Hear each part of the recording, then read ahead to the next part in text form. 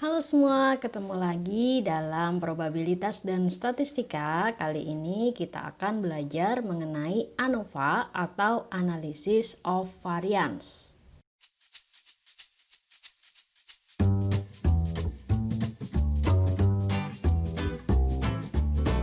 Apa itu ANOVA? Nah, ANOVA ini adalah lanjutan dari pengujian hipotesis di mana kita menguji lebih dari dua rata-rata.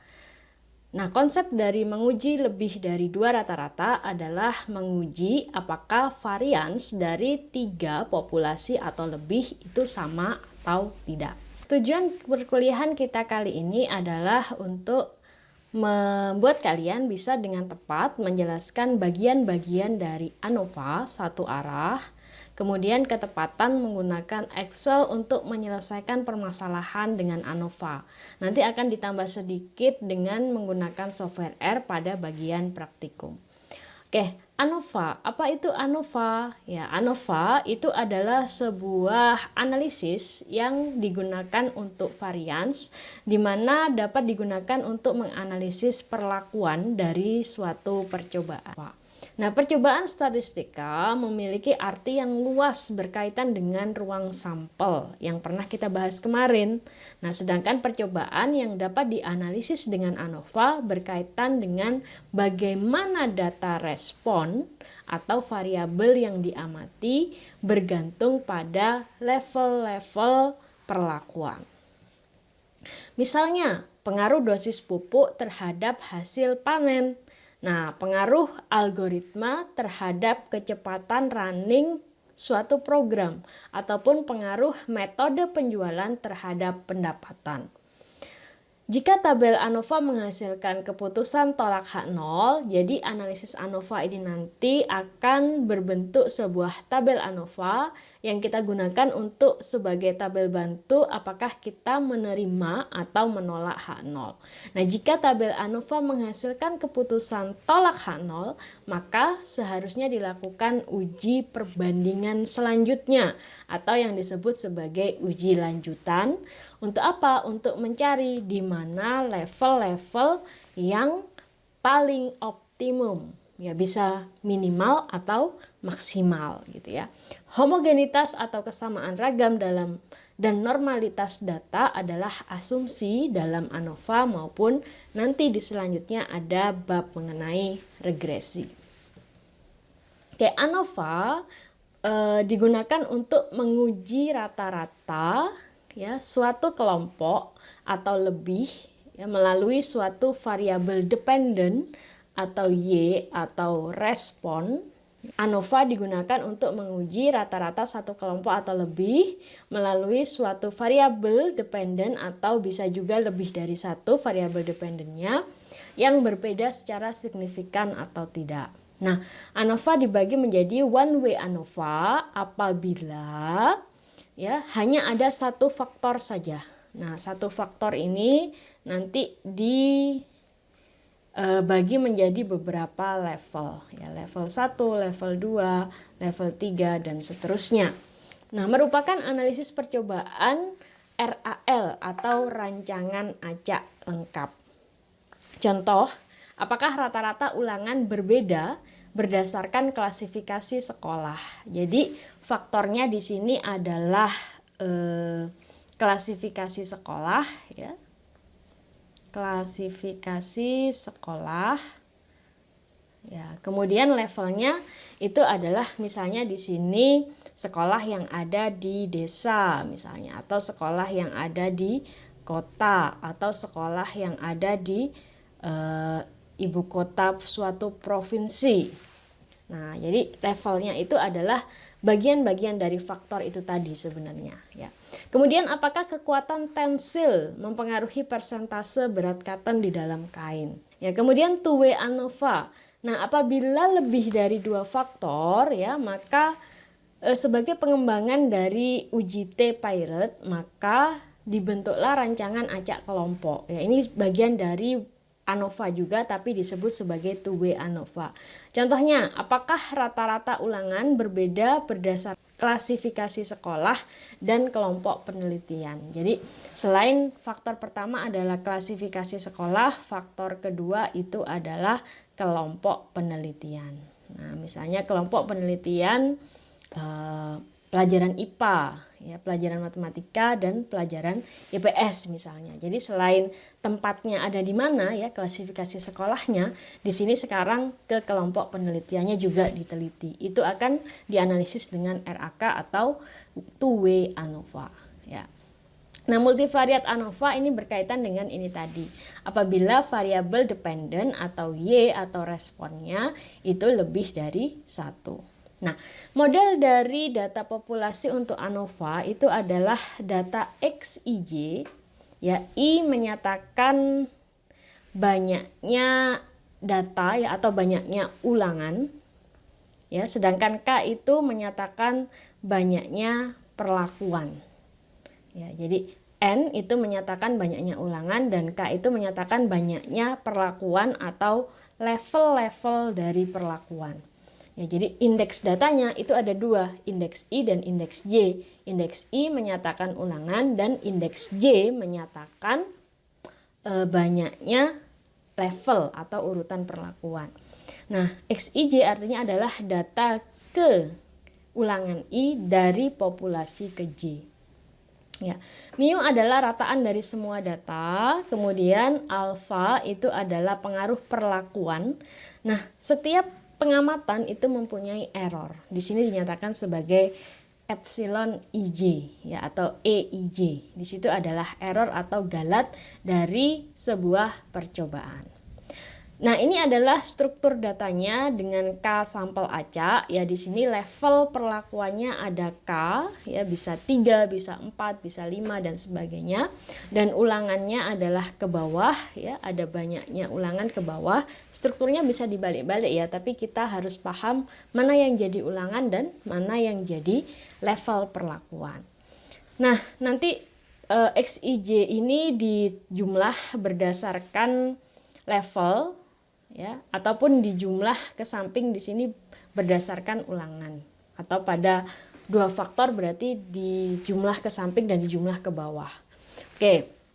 Kemudian selain total level ke-1, total level kedua, total level ke K, ada juga grand total. Di sini adalah total daripada semua data. Nah, kemudian rataan juga begitu, ya, ada rataan data level pertama, rataan data level kedua, rataan data level ke K, dan grand rataan atau grand mean. Oke. Nah, hipotesis yang digunakan untuk ANOVA ini adalah mu1 sama dengan mu2 sama dengan mu K. K-nya ini levelnya tadi, ya, ada berapa. Ini biasanya ditambahi sama dengan mu.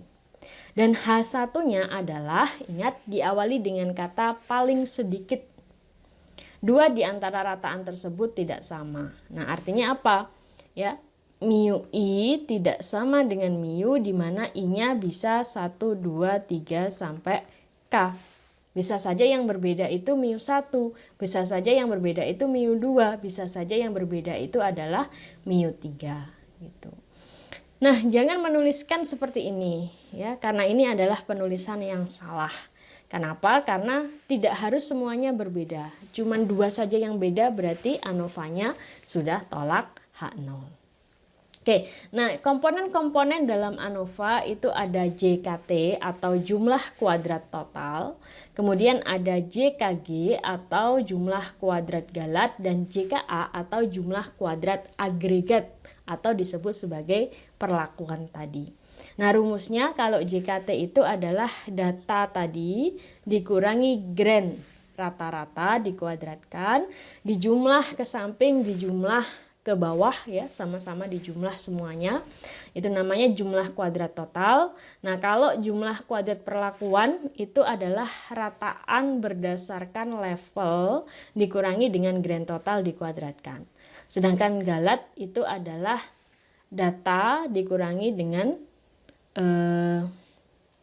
ini agak berbeda, ya. Ini nanti sebenarnya ini adalah sisa, ya, sisa daripada jumlah kuadrat total dikurangi jumlah kuadrat agregat, ya. Oke. Nah, untuk ulangan itu bisa sama atau ukuran sampel sama dan bisa juga ukuran sampel tidak sama. Ya, jadi ANOVA itu bisa juga menggunakan rumus terapan seperti ini dan dibagi menjadi bisa di sini ulangannya tadi adalah sama, artinya semuanya di sini 5 ya, berarti ini 5 data. Bisa juga salah satunya misalnya yang ke satu cuma 2 data, yang kedua ada 3 data ya, yang ketiga misalnya ada 5 data, begitu juga boleh. Karena ini masih membahas RAL atau rancangan acak lengkap. Oke. Nah, lanjut ke tabel ANOVA-nya. Nah, komponen dari tabel ANOVA tadi ada JKA atau jumlah kuadrat agregat, kemudian JKG atau jumlah kuadrat galat, dan JKT atau jumlah kuadrat total. Nah, tabel ANOVA itu ada berapa kolom di situ? 5 ya. Yang pertama adalah kolom sumber variansi. Nah, untuk jumlah kuadrat agregat itu sumber variansinya adalah dari perlakuan. Ya, jumlah kuadrat galat sumber variansinya dari galat atau error. Kemudian jumlah kuadrat total sumber variansinya adalah dari total. Nah, derajat kebebasan itu adalah banyaknya level perlakuan dikurang 1 kalau untuk perlakuan atau agregat.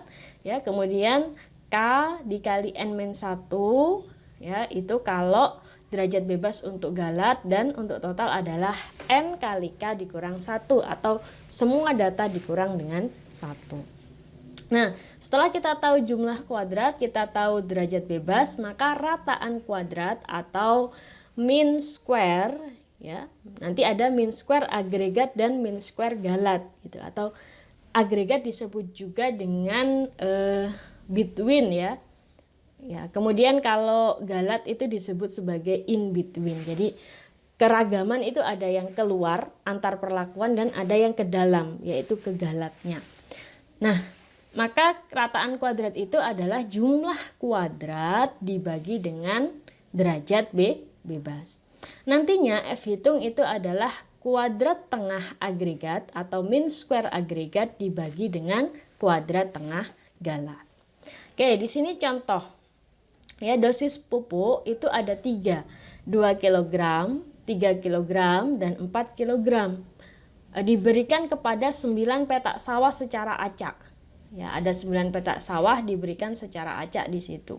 Nah, 3 petak sawah masing-masing diberi pupuk 2 kg. Ya, 3 petak sawah yang lain diberi pupuk 3 kg. Ya, 3 petak sawah selain 6 sebelumnya diberi pupuk 4 kg. Gitu ya. Oke.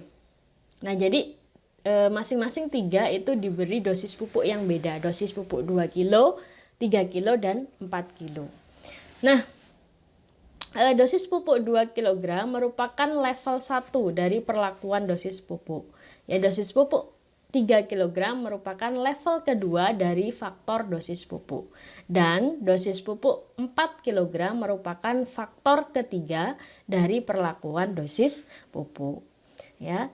Kemudian karena masing-masing level atau dosis pupuk ini diterapkan pada 3 petak sawah, maka percobaannya dilakukan atau diulang atau N-nya itu sama dengan 3. Oke, ini struktur datanya ya. Oke.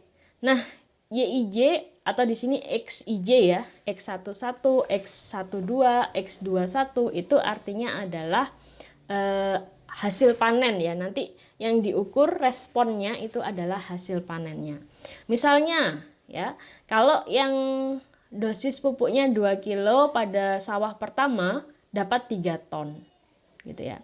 Kemudian pakai dosis pupuk 3 kilo pada sawah kedua dapat 4,1 ton gitu. Jadi 9 sawah ini dilihat responnya ya, dengan diberikan perlakuan dosis pupuk tadi, berapa sih hasil panen kita kayak gitu. Yang ada di data ini, data responnya ini adalah data hasil panen.